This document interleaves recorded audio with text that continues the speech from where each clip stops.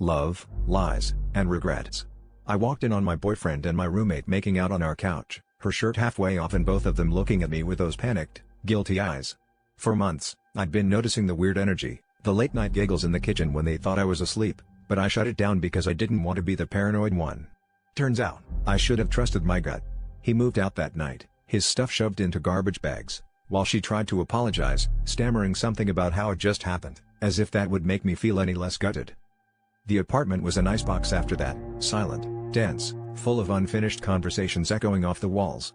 She kept trying to talk to me, but I shut her down. I started going out more, crashing at friends' places, drowning myself in other people's drama just to get away from my own. But one night, I came back and found her sitting on the kitchen floor, crying her eyes out, saying she'd made a huge mistake. She swore she never meant to hurt me, but I didn't want to hear it.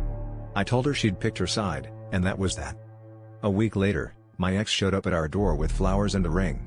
He got down on one knee right there in our living room, like some twisted sequel to our breakup, and asked her to marry him. She looked at me, then at him, and then she just laughed. Not a happy laugh, but this shaky, wild, almost desperate sound.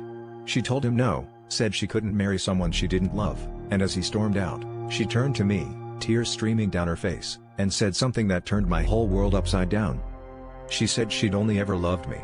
That the reason she couldn't be with him was because she was in love with me, had been for as long as she could remember. I felt sick and furious and weirdly flattered all at once, like every emotion I'd been running from was suddenly crashing down on me. I didn't know if I could ever trust her again. But in that moment, all I could think was how messy love is, how sometimes the person you're running from is the one you're running toward, and how the line between betrayal and desire can get so blurred, you can't even see it anymore.